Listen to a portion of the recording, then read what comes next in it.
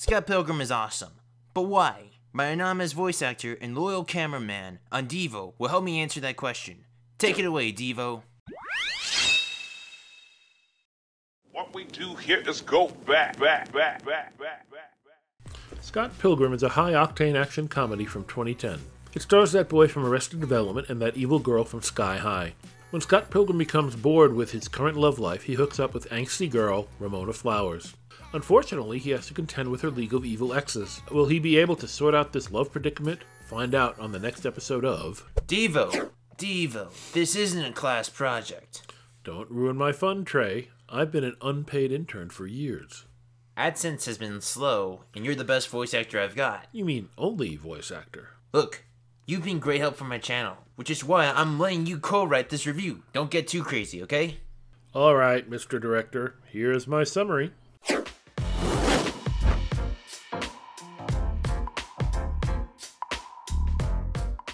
The story begins with Scott Pilgrim, a 20-something loser who's also a master bass guitarist, skilled fighter, not-so-smooth pickup artist, and regular roommate.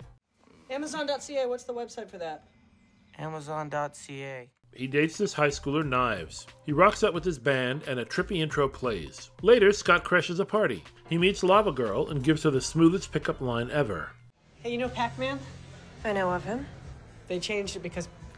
and that they were worried people would scratch out the P, turn it into an F. They immediately sleep together. Well, not really sleep together, they just, slept together. Unfortunately, Charles Wallace spreads the word to some not-so-bright people. Much later, Scott and his two girlfriends attend a rock concert. They're interrupted by Ramona's first ex, Bat. My name is Matthew Patel! Scott debunks his game theory. The battle of Ramona's 7 exes has begun. Scott breaks up with Knives. Scott meets his second opponent, Captain America himself, Lucas Lee. He beats Scott up, but Scott dares him to skate down a hill. Cap does it, and it's so awesome he is sent straight to Brawlhalla. The third ex is Superman, Todd Ingram. No, not the one with the weird upper lip. This one is from that weird 2006 movie, Superman Returns. He gets immediately vaporized after being tricked into drinking dairy and losing his vegan powers. The fourth ex is Katara. No, really. Scott and Ramona defeat her by touching her knee. That works, I guess. Scott gets upset with Ramona's dating history and they break up. Scott and band play against her 5th and 6th evil exes, Dead and Deader Mouse. Scott wins and gets an extra life. Unfortunately, the last ex, Gideon Graves, reunites with Ramona. He offers a record contract to the band, and all but Scott sells out. Everyone leaves Scott in the dust. Eventually, Scott rebounds and crashes the G-Man's party. He straight up murders a dozen guards, is intercepted by Knives, and almost saves Ramona, but he dies. Thankfully, he's got an extra life. He crashes the party again. I mean, it's not. It's just the comic book is better than the movie. Oh well. Scott confesses that he cheated on both Lava Girl and Knife Lady. He defeats the G-Man and befriends his nega-self. Knives tells Scott that he deserves Lava Girl. Go get her. You've been fighting for her all along.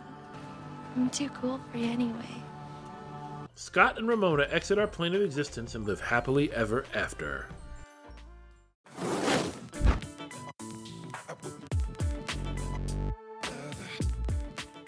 That was pretty good. What did you think of it, Trey? Well, it's entertaining, but I honestly don't remember most of it. What? That part where Captain America beats him up was golden. Don't worry, you'll go first. Huh. I'm glad voice talent is getting some special treatment for once. This movie was gold. Trey and I didn't read the comics, but that didn't stop our fun. Scott is one-dimensional and whatever. The movie has several running jokes. My favorite gag is with Scott's hair. After someone notes Scott's goofy hair, he's wearing a goofy hat in the next shot. Your hair's getting shaggy. Yeah? So? Scott's roommate is the smartest character in the movie. Charles Wallace needed more screen time. It would have been nice to see him break the fourth wall a la Deadpool. A major gripe is that Captain America dies too fast. Ramona is also one-dimensional, and if she had given Scott more information, some of the battles could have been avoided. And I don't believe Superman is a vegan. If you grew up with the 2D fighters like Mortal Kombat, then everything in this movie makes perfect sense. In fact, the plot is scarcely better than a typical video game plot. But what do I know? I'm just a 4X fanboy. What's 4X? Some kind of VR game? Expand, explore, exploit, exterminate, and stuff. Okay, moving on. Scott Pilgrim is a brilliant popcorn movie. It's the definition of style over substance, but in a good way. Firstly, the movie is uber fast paced. Secondly, as an editor, I appreciate all the editing tricks they used. You've got subtle audio cues, smooth wipes, funny embedded text. There's so many good transitions, it's making my film school brain melt. The visual comedy is incredible. The flow is constantly upbeat and it's a blast to watch. I adore how well various video game references were integrated. The special use of music prompts, 8-bit text, and intentional staging are just fabulous.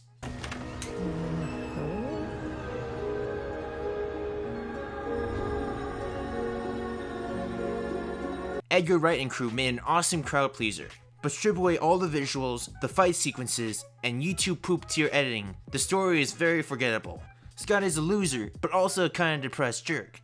Now that I think about it, everyone is a depressed jerk, except Knives. She's a saint compared to everyone else. The story itself is just a huge wish fulfillment. There's nothing wrong with that, but Scott's arc doesn't really change him. He's the same person from start to end. A depressed, indecisive loser who gets the ladies anyway.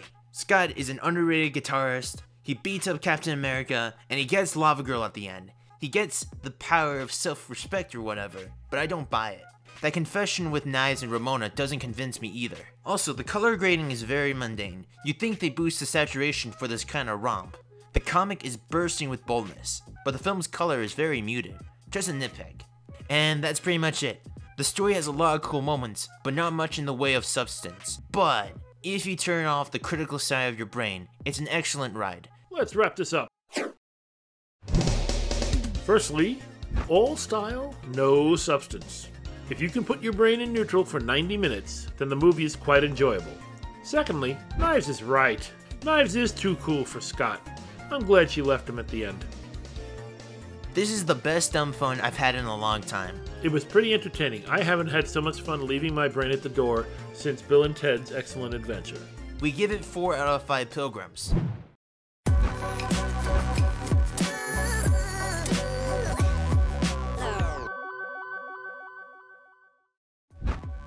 Thanks for watching. Special thanks to Devo for co-writing. Remember, no pilgrims were harmed during the making of this video.